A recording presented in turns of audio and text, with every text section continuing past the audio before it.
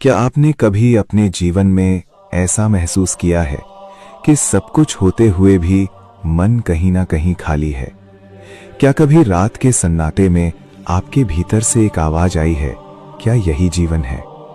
अगर हां, तो ये कहानी केवल सुनने के लिए नहीं है, ये कहानी आपके लिए है।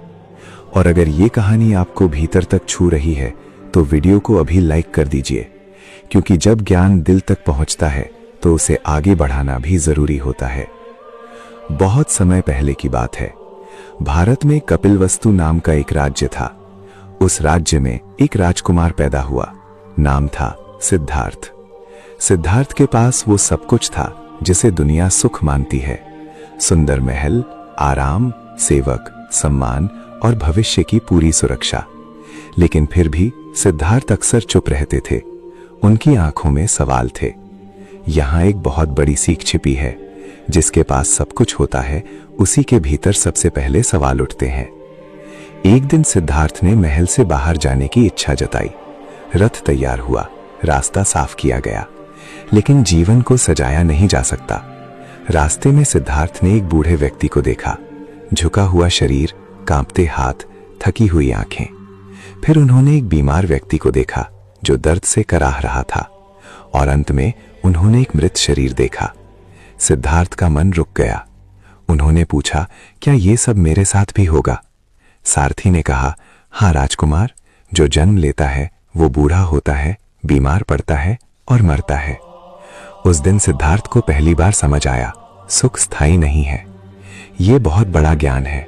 जो चीज स्थायी नहीं, उससे स्थायी खुशी की उम्मीद दुख को जन्म देती है। कुछ समय बाद सिद्धार्थ ने महल छोड़ दिया। कोई शोर नहीं, कोई घोषणा नहीं, बस एक शांत निर्णय।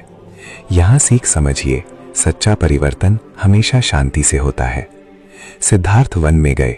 उन्होंने तप किया, भूखे रहे, शरीर को कष्ट दिया, लेकिन मन शांत नहीं हुआ। एक दिन उन्हें समझ आया, अति भोग भी गलत है और अति त्याग भी। यहीं से मध्यम मार्ग का जन्म हुआ। एक पीपल के पेड़ के नीचे सिद्धार्थ ध्यान में बैठ गए। उन्होंने कहा, जब तक सत्य नहीं मिलेगा मैं नहीं उठूंगा। रात आई, विचार आए, डर आया, इच्छाएं आई, और फिर एक क्षण ऐसा आया जब मन थक गया, विचार रुक गए, और उसी मौन में गौतम बुद्ध का जन्म हुआ।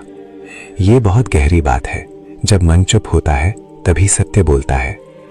बुद्ध अब लोगों को शिक्षा देने लगे। वे कहते थे, दुख है, दुख का कारण है, दुख का अंत संभव है और उस अंत का मार्ग है। उन्होंने कहा, दुख का कारण है इच्छा। जितना ज्यादा पकड़, उतना ज्यादा दुख। एक दिन एक माँ अपने मृत बच्चे को लेकर बुद्ध के पास आई। वो रो रही थी। बुद्ध ने कहा, ऐसा घर ढूंढ कर लाओ जहां कभी किसी की मृत्यु ना हुई हो। माँ पूरे गांव में घूमी। हर घर में मृत्यु की कहानी थी। वो लौट आई। अब वो चुप थी। बुद्ध ने कहा, अब तुम समझी, दुख अकेले तुम्हारा नहीं है। उस दिन उस माँ ने बच्चे को नहीं, अपने मोह को छोड़ा। यहाँ एक बहुत बड़ी सीख है। दुख तब कम होता है जब हम समझते हैं कि हम अकेले नहीं हैं। अगर ये कहानी आपको सोचने पर मजबूर कर रही है तो चैनल मंथन मार्ग को सब्सक्राइब कर लीजिए, क्योंकि यहाँ हर कहानी आपको आपके भीतर से मिलवाती है। बुद्ध कहते थे, क्रोध आग है, ये पहले तुम्हें जलाता है, फिर दूसरों को। उन्होंने क्षमा को ताकत बताया। उन्होंने कहा, कमजोर माफ नहीं करता, मजबूत करता है। एक बार एक व्यक्ति ने बुद्ध को गाली दी। बुद्ध मुस्कुरा दिए। शिष्यों ने पूछा, आपको बुरा नहीं लगा? बुद्ध बोले, अगर कोई उपहार दे और तुम उसे ना लो तो वो किसका रहता है? ये जीवन का बहुत बड़ा सत्य है। हर अपमान तभी चोट करता है जब हम उसे स्वीकार करते हैं। बुद्ध ने ध्यान सिखाया। उन्होंने कहा, सिर्फ श्वास को देखो। उन्होंने कुछ बदलने को नहीं कहा, सिर्फ देखने को कहा, क्योंकि जो देखा जाता है वही बदलता है। अगर आपको लगता है कि ये ज्ञान केवल सुनने के लिए नहीं बल्कि जीने के लिए है, तो वीडियो को लाइक करें और कमेंट में लिखें कि कौन सी बात आपके दिल में बैठ गई। अंत में बुद्ध कहते थे, मैं रास्ता दिखा सकता हूँ, चलना तुम्हें है। और यही मंथन मार्ग।